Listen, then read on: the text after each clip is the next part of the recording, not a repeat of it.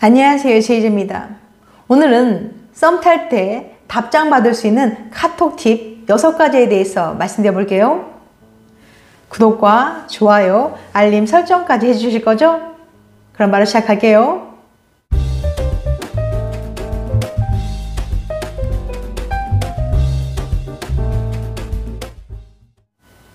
우선 사연 하나 소개해 볼게요. 마음에 드는 사람이 생겼습니다.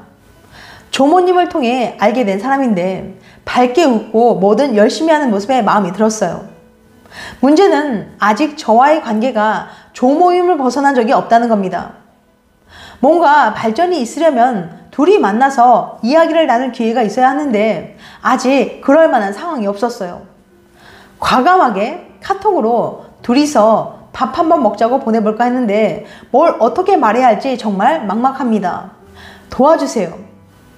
23살 Y대 재학 중인 김군의 사연이었습니다. 마음에 드는 사람에게 첫 데이트 신청 카톡으로 보내려고 하시는군요. 세상에서 가장 쓰기 어려운 카톡이죠. 막 어떻게 써도 다 어색한 것 같고 난 왜 이런 아이디어밖에 없지라는 자괴감이 몰려옵니다. 그래서 오늘은 호감 있는 사람에게 보내는 첫 데이트 신청 카톡이 왜 어려운지, 잘 하려면 어떻게 하는지 과학적으로 짚어보려고 해요. 일리노이 대학 커뮤니케이션 학과의 리네 노브로크 교수는 애매한 관계에서 데이트 신청을 해야 할 때 보내는 메시지의 특징을 연구했습니다. 실험은 간단합니다. 먼저 노브로크 교수는 248명의 실험 참가자들을 모집한 후 현재 관심 있는 이성과 어떤 관계인지 물어봤어요. 그 중에는 상대방과 애매한 썸 관계에 놓여 있는 사람도 있었고 어느 정도 관계가 진전된 사람도 있었죠. 그리고 시나리오를 줬습니다. 지금 그 사람한테 메시지를 보낸다고 상상해 보세요. 메시지의 목적은 상대방과 단둘이 시간을 보내자고 말하는 겁니다. 한마디로 데이트 신청을 하는 거죠. 메시지의 내용이나 길이는 자유롭게 작성하셔도 좋습니다. 노브로크 교수는 실험 참가자들이 작성한 메시지를 취합하여 애매한 썸 관계에 있는 사람들이 작성한 메시지에 어떤 특징이 있는지 살펴봤습니다. 노브로크 교수는 이들의 메시지에서 4가지 문제점을 찾아냈어요. 썸에게 보내는 카톡이 망하는 4가지 이유. 첫 번째 문제, 부자연스러움이에요. 애매한 썸 관계에 있는 사람들의 메시지는 기본적으로 너무 부자연스럽습니다. 쓸데없는 단어도 많았고 말도 반복적이었어요. 두 번째 문제는 딱딱함이에요. 애매한 썸 관계에 있는 사람은 전반적으로 딱딱한 표현을 썼습니다.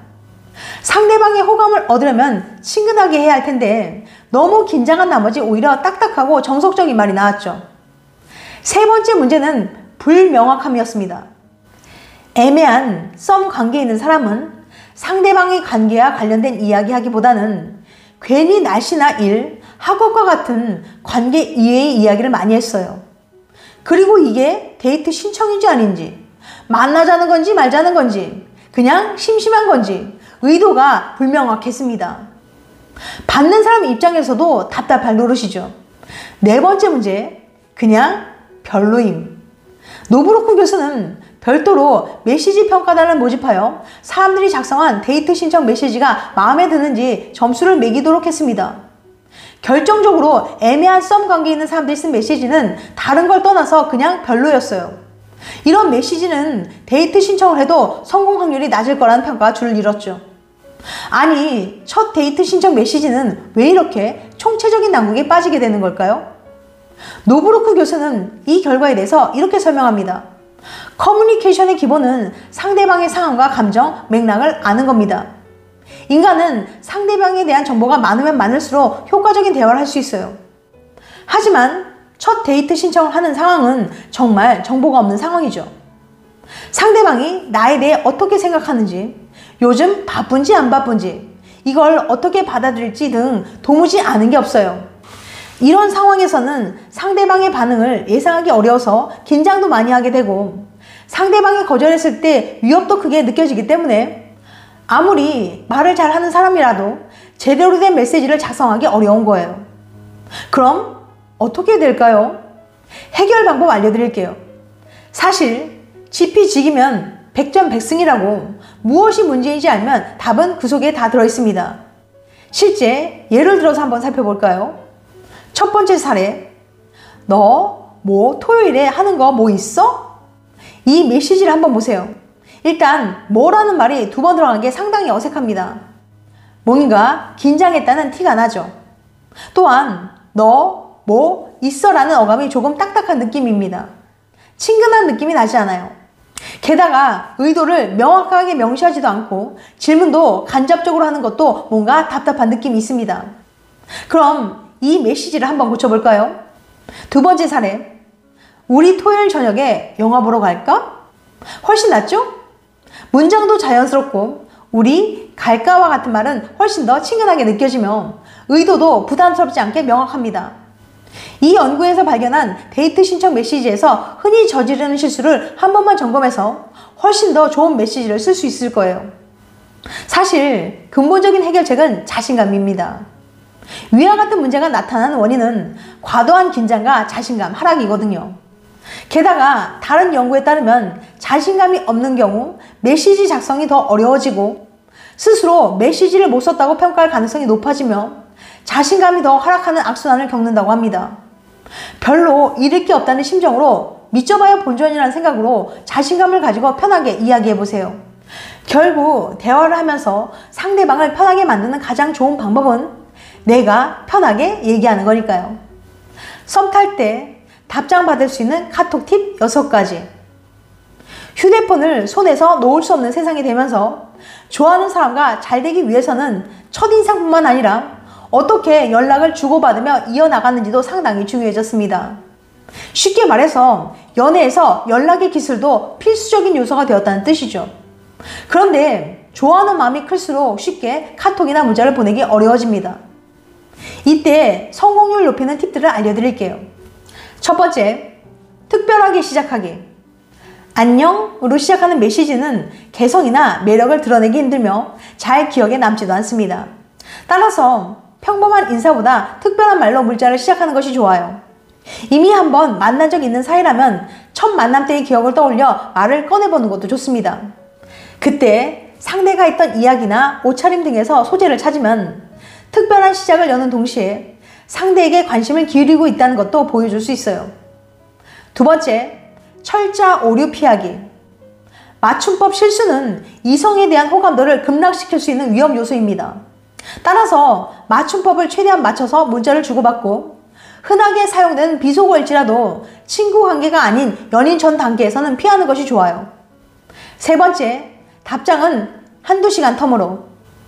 좋아하는 사람의 연락을 기다리는 마음은 누구나 갖겠지만 바로 답장을 하게 되면 본인이 절박한 것처럼 보일 수도 있고 따라서 상대가 부담을 느끼게 될 위험성도 있어요. 미국 코미디언이자 배우인 아지스 안사리가 사회과학자와 함께 집필한 책 모던 로맨스에서 이렇게 설명했습니다. 연락을 주고받을 때는 한두 시간 정도의 텀을 두는 것이 자신을 멋진 사람처럼 보이게 만들어줄 것이다. 연애 외에도 열정을 쏟을 다른 일들을 가진 사람처럼 여겨지기 때문이다. 그렇다고 해서 너무 오랜 시간 연락을 하지 않는 것은 무관심으로 받아들여져서 관계가 발전되지 않을 수 있으니까 주의해야 합니다. 네 번째, 칭찬하기. 상대를 칭찬하는 말을 하면 대화가 이어질 가능성이 높아요.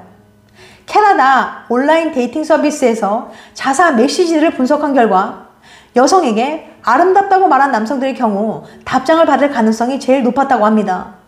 사랑한다는 말이 그 뒤를 이었고 좋다, 화려하다와 같은 칭찬도 뒤따라 높은 응답률을 자랑했습니다. 다섯 번째, 질문하기. 뭐해? 라고 물은 다음 하고 있는 일에 대해서 세부적으로 궁금해한 것들을 질문하거나 상대에 대한 흥미로운 정보들에 대해 물어보는 것도 좋은 방법입니다. 단순히 혹은 아니로 대답하는 질문들이 아니기 때문에 대화가 길게 이어질 수도 있고 동시에 상대에 대해 자세히 알아가는 기회가 됩니다. 여섯 번째, 사진 보내기. 문자나 메신저 상으로 꽤 대화가 진행되었다면 가끔 자신의 셀카를 보내는 것도 관계를 한층 가깝게 만드는 방법입니다. 셀카가 부담스럽다면 자신이 걷고 있는 길이나 먹고 있는 음식 사진을 보내며 이에 대한 대화를 자연스럽게 이끌어내는 것도 좋아요. 지금까지 썸 탈 때 답장 받을 수 있는 카톡 팁 6가지에 대해서 말씀드렸어요. 다시 한번 요약해드리면 썸 탈 때 답장 받을 수 있는 카톡 팁 6가지. 첫 번째, 특별하게 시작하기. 두 번째, 철자 오류 피하기. 세 번째, 답장은 한두 시간 텀으로. 네 번째, 칭찬하기. 다섯 번째, 질문하기. 여섯 번째, 사진 보내기. 다음엔 더 재밌고 유익한 영상으로 찾아뵐게요. 끝까지 시청해줘서 감사합니다. 다음에 또 봬요. 안녕.